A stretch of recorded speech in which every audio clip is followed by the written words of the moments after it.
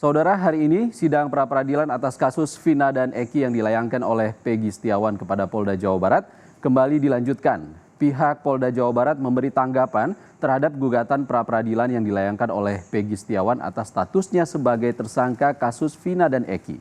Dalam proses penyelidikan dan penyidikan, pihak kepolisian menyebut bahwa hasil forensik mencari pencarian wajah dan menemukan wajah Peggy memiliki kecocokan 90%.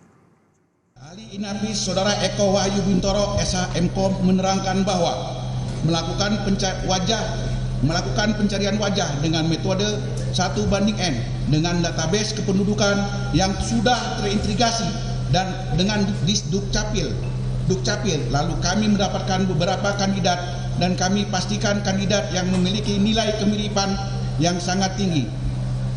Mekanisme selanjutnya adalah melakukan pencocokan wajah, melakukan metode face comparison 1:1 dengan hasil di atas 90% identik, yaitu membandingkan foto wajah barang bukti dengan foto wajah dari hasil pencarian ke database Dukcapil.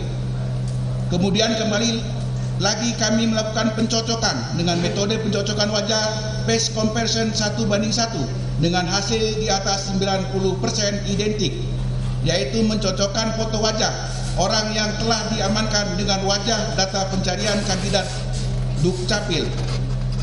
Kemudian kami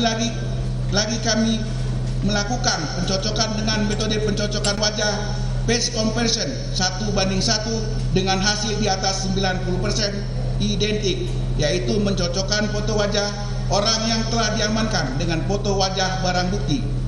Dari hasil identifikasi wajah didapatkan kemiripan di atas 90% identik dengan data demografi dan biometrik. Perbandingan 12 titik persamaan sidik jari sesuai antara sidik jari AK23 dan database KTP elektronik Dukcapil. Sementara itu, menurut pihak Polda Jawa Barat bahwa ketujuh terpidana kasus Vina yang telah dijatuhi hukuman mengakui kesalahannya. Ketujuh terpidana tersebut bahkan mengajukan gerasi ke Presiden pada tahun 2019 untuk meminta keringanan hukuman. Atas vonis bersalah dan telah divonis selama seumur hidup terhadap 7 orang terpidana atas nama Ripaldi Aditya Wardana alias Ucil bin Asep Kusnadi, Eko Ramadhani alias Oplak bin Kosim, Hadi Saputra alias Bolang bin Kasana, Eka Sandi alias Tiwul bin Nuran, Jaya alias Kliwon bin Sabdul, Suprianto alias Kasdul bin Sutadi, dan Sudirman bin Suratno pada tanggal 24 Juni 2019 telah mengajukan gerasi ke Presiden Republik Indonesia yang salah satu isi permohonannya pada poin 1 adalah: saya menyadari sepenuhnya perbuatan saya salah dan menyesali akibat dari perbuatan saya yang menyebabkan penderitaan bagi keluarga korban maupun keluarga saya sendiri, dan ditandatangani oleh ketujuh orang terpidana.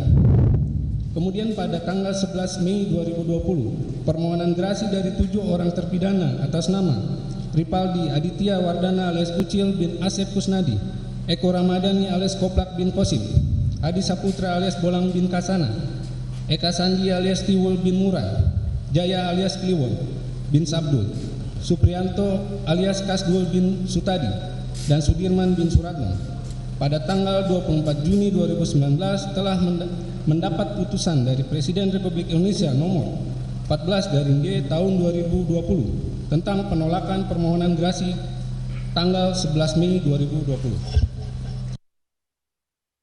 Dalam tanggapannya di sidang pra-peradilan terkait kasus Vina, pihak Polda Jawa Barat juga memaparkan bahwa penetapan para tersangka dalam kasus Vina dan Eki telah sesuai prosedur. Polisi memiliki alat bukti serta memeriksa 67 saksi dan 4 ahli, yaitu ahli dokter forensik, ahli psikologi forensik, ahli inafis, dan ahli pidana. Telah melakukan pemeriksaan dan melakukan penyitaan yang telah diterangkan oleh termohon tersebut di atas.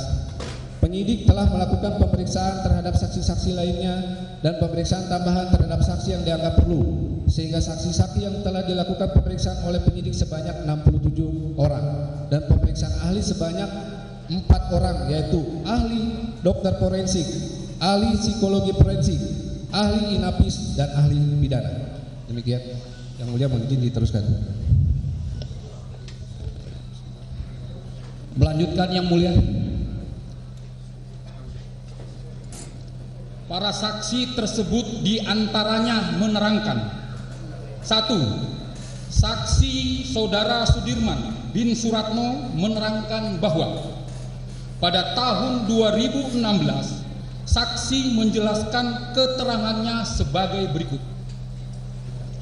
Saksi melakukan pengeroyokan dan pemerkosaan bersama-sama dengan Saudara Hadi Prasetyo alias Bolang, Saudara Eko Ramdhani alias Oplak, Saudara Supriyanto alias Kasdul, Saudara Jaya alias Kliwon, Saudara Eka Sandi alias Tiwul, Saudari Dani, Saudara Andi, Saudara Andika, Saudara Peggy alias Peron.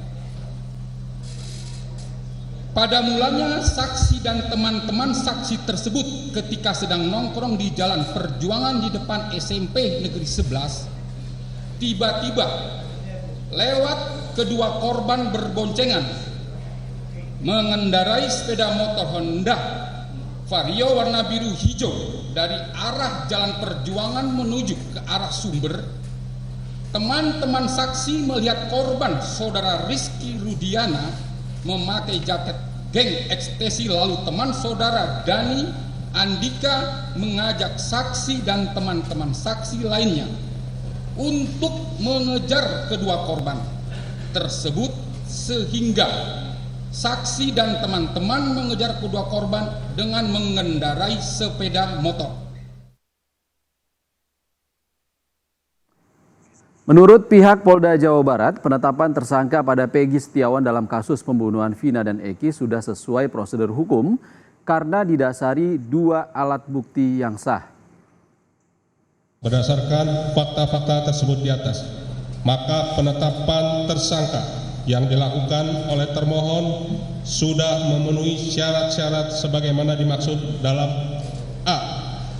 Pasal 1 angka 14 Undang-Undang Nomor 8 Tahun 1981 tentang hukum acara pidana menyebutkan bahwa tersangka adalah seorang yang karena perbuatannya atau keadaannya berdasarkan bukti permulaan patut diduga sebagai pelaku tindak pidana.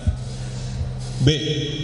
Putusan Mahkamah Konstitusi Republik Indonesia nomor 21 garing PUU 12 Romawi garing 2014 tanggal 16 Maret 2015 yang dalam amar putusannya menyatakan frasa bukti permulaan yang cukup dan bukti yang cukup sebagaimana ditentukan dalam pasal 1 angka 14, pasal 17 dan pasal 21 ayat 1 Undang-Undang Nomor 8 Tahun 1981 tentang hukum acara pidana Lembaran Negara Republik Indonesia tahun 1981 nomor 76 tambahan Lembaran Negara Republik Indonesia nomor 3209 tidak mempunyai kekuatan hukum mengikat sepanjang tidak dimaknai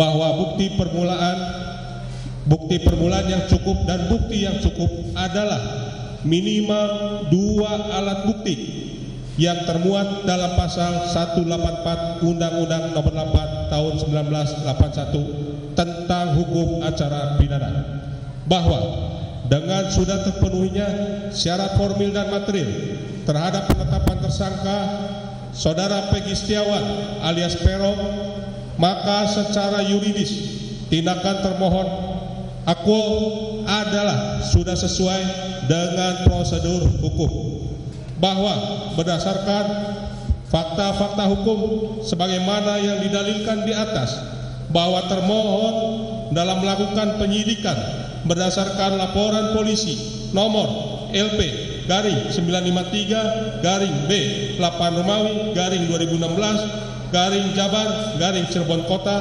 tanggal 31 Agustus 2016 adalah sudah secara maksimal dan prosedural dalam melakukan penyidikan dimaksud, yaitu dengan meminta keterangan kepada pelapor, terlapor, dan saksi-saksi lainnya, serta melakukan penyitaan barang bukti.